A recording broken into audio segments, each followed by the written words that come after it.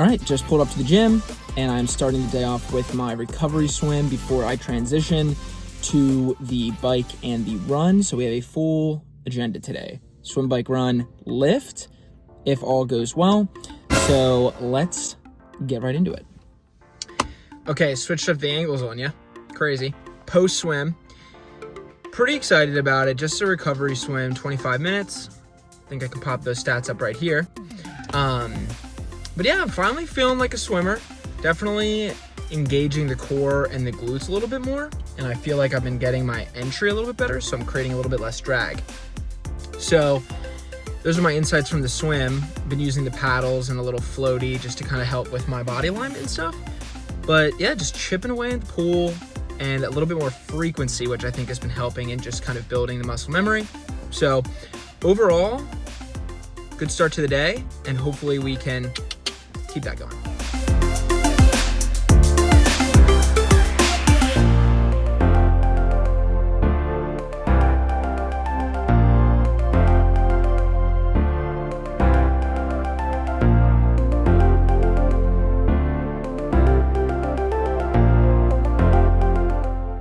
All right, so we're warming up on the bike. Keys to a good indoor ride would be fans, as much water as you can have next to you, basically, and then some extra fuel in case you are feeling a little bonkish. A towel would always be advised, and other than that, a good attitude and probably a good podcast or something. But other than that, we'll just be here for the next hour.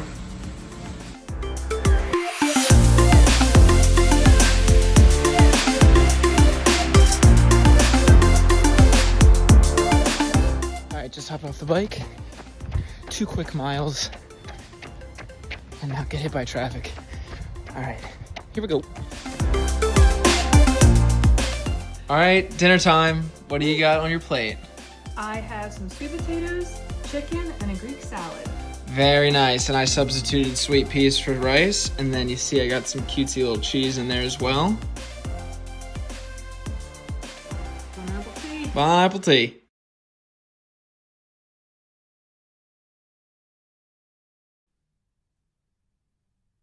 All right, welcome back to episode 3 of the series. Got the coffee in the Switzerland mug. Got some water. Let's get right into it. So I hope that the new nutrition portion of the video and kind of the day in the life is insightful. Let me know if you have any questions about nutrition. Basically, I just aim to hit a certain amount of protein for my body weight, around 1 gram per pound of body weight, which puts me at around like 160, 165. So actually went a little over yesterday, but that's basically like what I eat in a day. And I just focus on whole foods, try and keep it simple. I eat kind of boring. It's a little bit annoying, but it tastes good to me, and that's all that I really care about. So with that, let's jump into some highs, lows, and insights for the week. I do have training peaks up. First, I wanted to go into the performance metrics chart, which is on the right side of the screen under the summary. And this is basically your home base for training peaks. It shows your overall fitness score, your fatigue, which is the amount of load or the amount of stress your body's taking on. And then form is how prepared you are for today's activities. So this is kind of a week snapshot, but it also gives you day-to-day analysis. So this performance metrics chart is affected by TSS, or your training stress score, which is a bunch of physiological markers that are captured during your workouts that get uploaded to training peaks. So intensity, duration, heart rate, all these types of different things like hydration all go into your training stress score. And the more data you put into training peaks, the more accurate that data is going to be. So 85 fitness is very solid for me. The thing about training peaks is that 85 fitness for me personally could be different from an 85 fitness of my September timeframe, right? Because I remember in September of last year, my fitness score was around 100, but now I'm more fit and my fitness score is 85. So as your body adapts over time, your fitness score is going to look a lot different, and an 85 at one point in time might not mean the same amount of fitness down the road. So you need somebody in your corner, like a coach, like my coach, or what I do with my athletes is somebody that's going to be able to understand the data, structure your workouts week to week, that really understand how to continue to progress that fitness score in the right direction, but also monitor how much stress your body is taking on. So with that being said, I had a pretty good week, almost 11 hours of work, and I finished last week, I think, around 81. So we are still trending in the right direction, which is good. So my high for the week was my Zwift race on Saturday. I did the same race on Wednesday, but I actually went almost 3 full minutes faster on Saturday. So my climbing on Saturday was significantly better. I think it's because I didn't get so basic. I basically didn't blow up in the first 20 minutes of the race like I did when I was trying to keep up with some of the other riders on Wednesday. So I'm not sure if I said Tuesday or Wednesday, but it was Wednesday.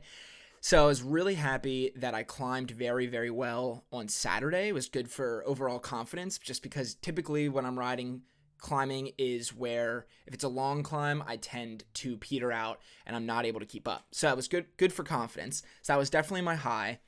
And we usually talk about like 3 vectors when it comes to training, which is mental, muscular, or cardiovascular. And on the bike, usually my cardiovascular is still a little bit lagging behind my muscular and mental fatigue, basically. So I was climbing, but my heart rate was just staying super controlled, and I just was able to put out so much power, constant, very even power, which I think actually has to do with I've been doing a few zone 2 rides that are cadence focused. So I think I've been able to hold a more consistent power output because I'm focusing on trying to hit, 85 to 90 RPMs for cadence, and holding a certain amount of cadence is basically just helps you hold a more consistent power of like, okay, I want to just hold 215 for the whole hour or something. So I think that's all kind of moving in the right direction as well. And then my low, I would say, was probably my run, just in comparison to the past couple runs I've had over the past few weeks and even before I started the series.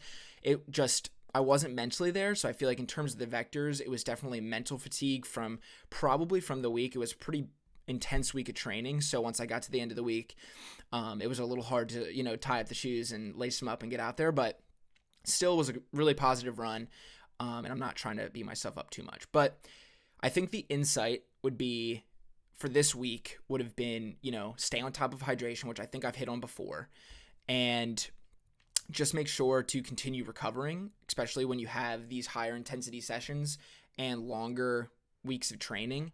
I'm going to finish this coffee. It has been another week of training, and this has been another episode. Please like and subscribe, and I will see you next week. Peace.